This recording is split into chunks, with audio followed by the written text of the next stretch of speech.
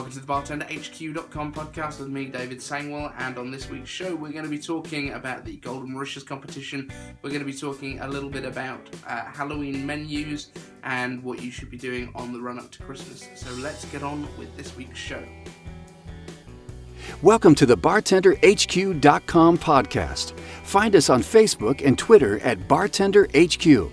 Here's your host, David Scooby Sangwell. So first of all, sorry there's not been a show for the last couple of weeks. I've been away to Paris. We've had a lot of stuff going on at home. I've been running the club and all that sort of thing.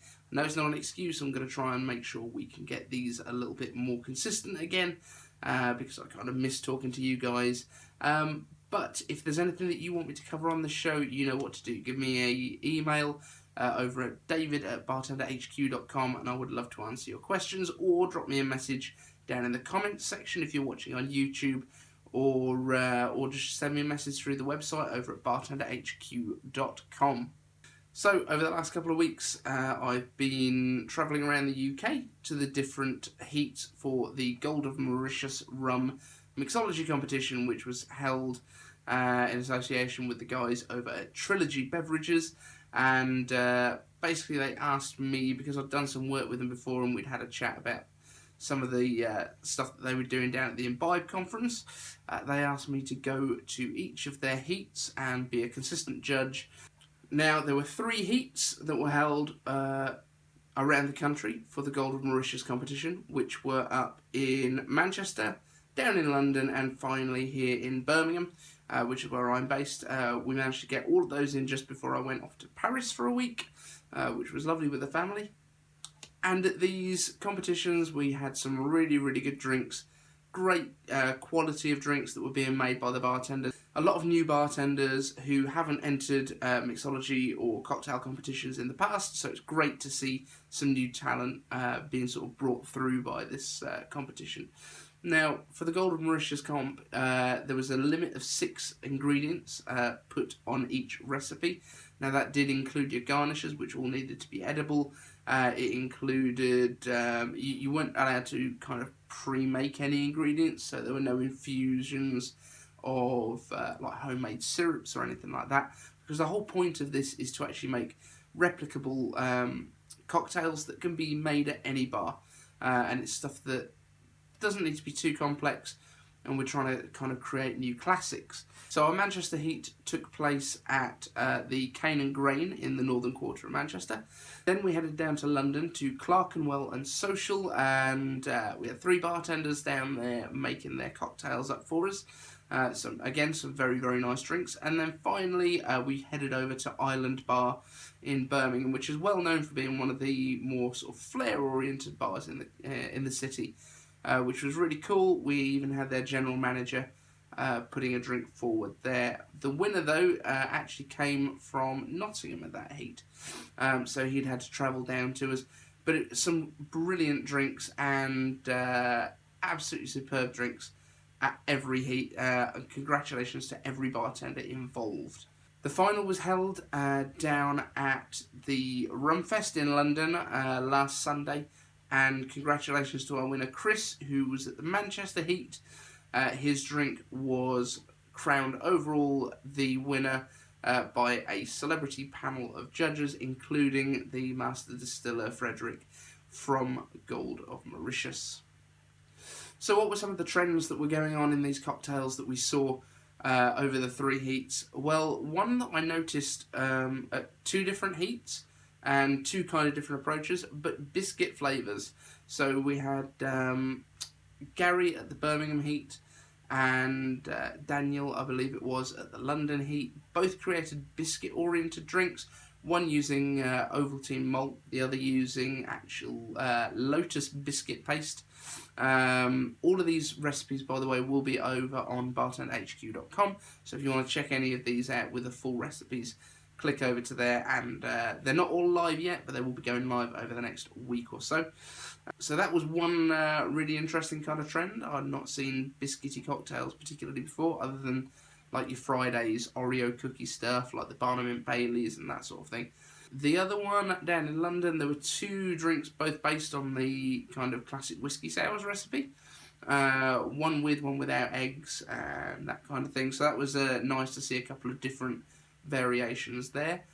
Other than that, we saw some great fresh fruit juices used. We used some tea infusions. We had just some really inventive stuff, and it was really cool to see that a lot of these bartenders are actually making these drinks as well at their bars day to day for their customers.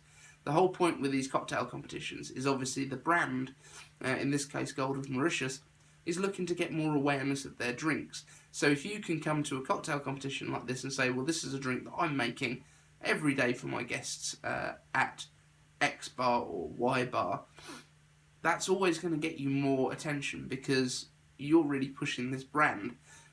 Rather than saying, oh, well, I've basically made a planter's punch and I've just put Golden Mauritius in instead of the regular rum. So always kind of try and tailor it.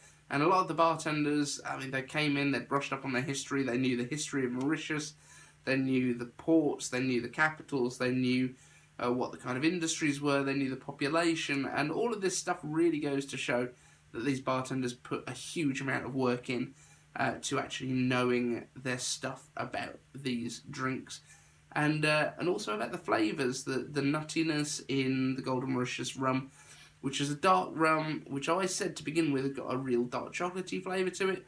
Having actually tasted it in these various different cocktails, the nuttiness really does come out, sort of hazelnuts and that sort of thing in there, so it's very interesting. I think I would really like to try it in a mojito, because in the past I've had mojitos with Frangelico, which is a really, really nice combination. But this, it takes some of that sweetness out that you get with the Frangelico, and I think that's going to be a really, really nice drink to try. The other thing that I noticed was that the majority of these drinks that people were doing were twists generally on more whiskey-based drinks than on rum-based drinks. And that was quite interesting. There was a tea-based Manhattan that was by Adam Day, I believe, from Manchester. Very, very nice drink with twice steeped oolong tea. And there were a few of these drinks where they'd kind of gone the old-fashioned route or the Manhattan route and that kind of thing, the whiskey sour route. And I thought that was really interesting. Nobody tried to do a take on a daiquiri or anything like that, or on a mojito. So I think there's still scope to do more with this Golden Mauritius. I've got a couple of bottles out the back, which I might do a couple of experiments with, and let's see what we can come up with. I do apologise, by the way, this week for my voice. I've got a horrible cold that I'm fighting off, but I didn't want to leave it any longer to get another podcast out for you guys. So I hope you will excuse my slight wheezing and all that sort of thing. So, Halloween is fast approaching, end of this week. If you guys haven't got your recipes set, if you haven't got any menus and stuff sorted already, I do recommend you take a quick look at one of the articles on the site, which is about repurposing cocktails you've already got. It's much easier to be able to just simply rename a cocktail for a night based on the way that it looks and use that as your specials, rather than trying to create a new drink and then balance it and get it into your tills and all that sort of thing. Just get 2 or 3 drinks that you already make, rename them for the night, perhaps just append something to the name, so instead of having a woo-woo, you have a Freddy's woo-woo or something along those lines, and just play around with the names and movies and that sort of thing. People love it, and they'll buy them for the night, and you haven't got to do a huge amount of extra work. If you've got a brilliant specific menu ready for Halloween, absolutely superb, and please send me over some of your drinks. I'd love to see them. But if you haven't done it yet, probably a bit late for it, so just repurpose a couple of those drinks that you've already got or stuff that you've done in the past, and you'll find that you will have a much, much easier night.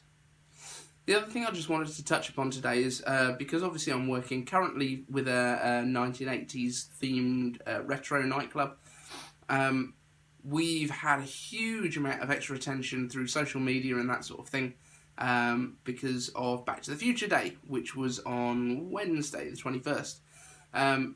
Now, obviously, not every bar is 80s themed, not every bar kind of relates to this, but I'm just using this as an example of kind of picking up on different things that are happening in the news and the world at large, and kind of repurposing them to try and draw some more attention to your bar or your nightclub. Now, I know a lot of places, regardless of whether they were 80s themed, were kind of trying to cash in and grab some attention with the Back to the Future Day. Now, if you don't know what Back to the Future Day is, it's basically the day that Marty and the Doc arrived at in 2015 in the second movie when they went back to the future. It's obviously prompted everyone to have a look at things like what technology they got right, what predictions they got right, things like the Cubs in the playoffs over in the States in the World Series, things like that, which was a joke in the original movie and now it's actually happening. And it's just a really, really good way that we've used to connect with our customers. Now, if you need any tips on nightclub and bar marketing, I highly, highly suggest that you go back and check out my interview that I did with Louis Lavella. He is an absolute legend in the nightlife marketing space. I don't get anything for mentioning his name each time, but the stuff that we talked about on that show has really changed the way that I look at stuff. He's also got a whole bunch of free content on Facebook that you can check out, and it'll help you to connect with more of your audience through Facebook, Instagram, Twitter, and all the other social media, basically getting you some free reach and telling you how best to spend your dollars or pounds if you're looking to spend a bit of money on advertising on social media too. So check out that interview. I will put a link in the show notes, and if you're on YouTube, just click over here. So that's going to be about it for this week's show, guys. My voice is absolutely starting to give out, and I'm struggling to breathe, so we're going to cut it off there. Just do me one favour: if you have any interest in flair bartending, go over to theflairproject.com, click the little link at the bottom, pop your email in there, and I will keep you up to date with the Flair Project. We're going full steam ahead now. The Flair Club at the nightclub is now kicking into full steam. I've got another competition which is lined up for the end of November. That's up in Manchester, The Farce, I believe it's called, and I'm very much looking forward to that one. Looking forward to getting out there and flairing with some more guys. We're going to try and interview a few of them as well. And if you've got a move to share with us for the Flair Project, please shoot me a video over. You can either post it on our wall on Facebook, on Bartender HQ on Facebook, or you can send me an email with a link to it on YouTube or anything like that. Just get in touch with me if you're not sure what the best way is, and we will work it out. Anyway, until next time, guys, thanks for joining me on the BartenderHQ.com podcast. Find us on Facebook, Twitter, and all the normal social media platforms, and I'll see you again next week.